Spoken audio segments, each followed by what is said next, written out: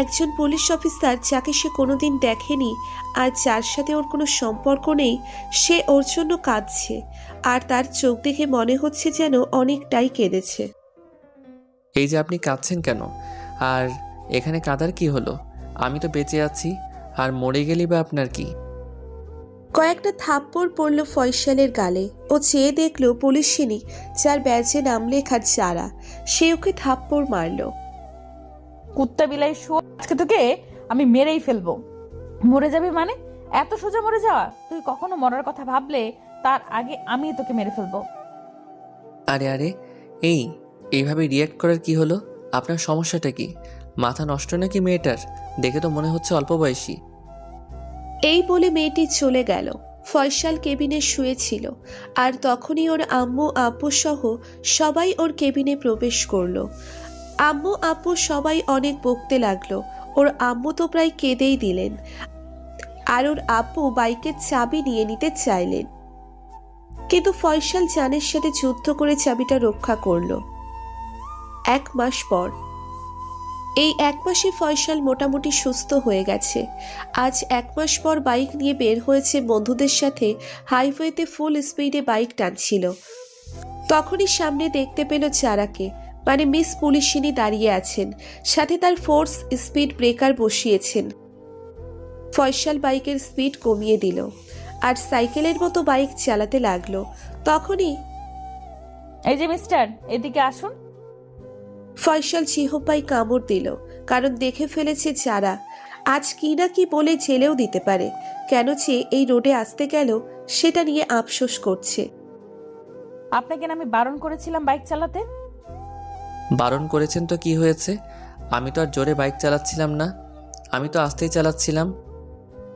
আস্তে চালাচ্ছিলেন নাকি জোরে সব দেখেছি। আমি এখন বাইকের চাবিটা আমাকে দেন। কেন আপনাকে চাবি দিতে যাব কেন?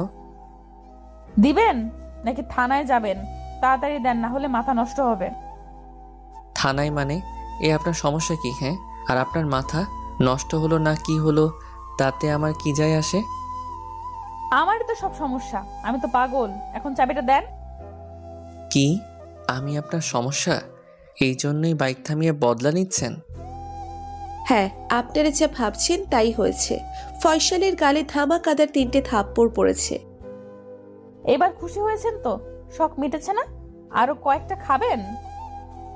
উফ, বুঝলাম না সমস্যা কি। হ্যাঁ, আপনার ওই দিন হাসপাতালে, এখন এখানে, যেখানে মন চায় সেখানে থাপড়ান।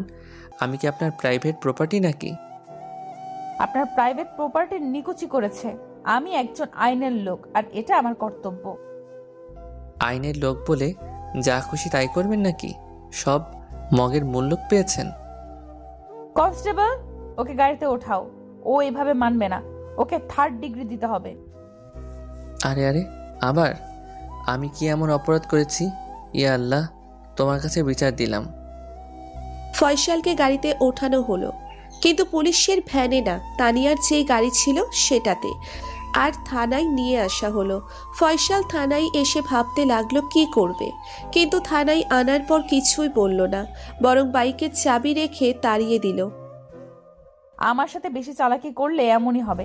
ভালোবাসা দেখাই তো, তাই কথায় মাথায় ঢোকে না। গালে যখন নিয়মিত তবলা বাজবে তখন আর কিচ্ছু বলতে হবে না। এটা কি মেয়ে নাকি অন্য কিছু? হ্যাঁ, পুলিশ বলে আমাকে এভাবে হ্যারাস করব? আমিও দেখে নিব আমাকে বাচ্চা পেয়ে থাপড়ায় ওই মহিলা।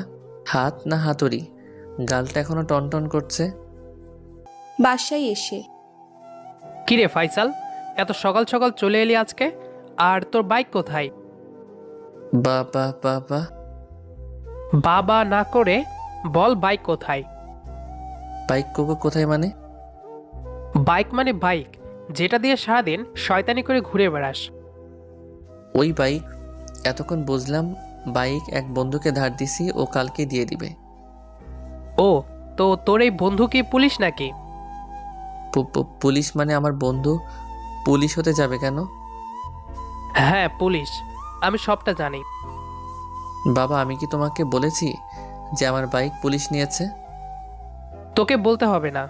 তোর মা আর আমাকে তোর ওই পুলিশ থানায় ডেকেছিল, আর তোর বাদরামি সম্বন্ধে সব বলেছে। সব বলেছে বলতে আমি আবার কি করলাম? যা করার করেছিস, আর মেয়েদের সাথে বেশি মেলামেশা করিস না, ঠিক আছে? নইলে তুই নিজের বিপদ নিজে ডেকে আনবি। বাবা, আমি কিছুই বুঝতে পারছি না, কি বলছো? কিছু বুঝতে হবে না, আর কালকে থানায় যেয়ে বাইক নিয়ে আসিস। আচ্ছা। আব্বুর কথা শুনে ফয়সাল ওপরে চলে আসলো। এই পুলিশিনীর কথা ওর মাথা থেকে যাচ্ছিল না, আর যাবেই বা কেন? সুপার গ্লুর মতো আটকে আছে জীবনে। পুলিশ বলে এগুলো করবে?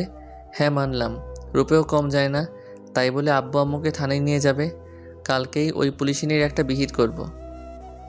যারার ডিউটি শেষ হয় রাত 8টায়, তাই ফয়সাল অপেক্ষা করছিল। যেই তানিয়া স্টেশন থেকে বেরোলো, ফয়সাল মুখে কালো কাপড় বেঁধে ওর ফ্রেন্ডের গাড়ি নিয়ে ওকে কিডন্যাপ করে নিল। গাড়িতে ছোটাছুটি করছিল যারা। গাড়িটা একটা পার্কে নিয়ে গেল ফয়সাল, আর ওর বাঁধন খুলে দিল। ফয়সালকে দেখেই চুপ হয়ে গেল যারা। ফয়সাল, আপনি আমাকে নিয়ে এসেছেন এখানে? তো আর কে? আমি নিয়ে এসেছি তোমাকে, আর কে আনতে যাবে? কিন্তু আপনি আমাকে কিডন্যাপ করে আনলেন কেন? আমাকে দেখে আপনার ভয় করছে না? 2 দিনের বাচ্চা যার এখনো নাক টিপলে দুধ পড়ে, সে নাকি আমাকে ভয় দেখায়? কি? আমি বাচ্চা? এত বড় ইনসার? হ্যাঁ, বাচ্চাই তো, কিন্তু দাড়িওয়ালা বাচ্চা। হুম, আমি মোটেও বাচ্চা না, বরং বয়সে আপনার থেকেও বড়ই হব। বড় হয়েছে তো কি হয়েছে, বাচ্চা তো বাচ্চাই। বাচ্চা বললে কিন্তু এখন আমি উল্টাপাল্টা কিছু করে বসবো। ও আচ্ছা, তো তুমি অন্য কিছু করতে পারো? হ্যাঁ পারি, অবশ্যই পারি, দেখাতে হবে তো। এই বলে ফয়সাল জারার পেটে হাত রেখে কাছে টেনে নিল। জারার চোখ মুখ এখনো বড় বড় করে তাকিয়ে আছে। যারা এখন একেবারে ওর মুখোমুখি, আর ওর চোখ ফয়সালের চোখে। যারার নিঃশ্বাস ঘন হয়ে আসছে, আর ফয়সালেরও। ও কি করছেও নিজেও জানে না। তানিয়া ঠোঁট দুটো নিচের দখলে নিয়ে নিল, আর ওর ঠোঁটের মধু খেতে লাগলো। ফয়সালের হাত পা সব কাঁপছিল। তখনই বাইরে বৃষ্টি শুরু হলো। ফয়সাল দরজাটা বাহাত দিয়ে আটকে দিল।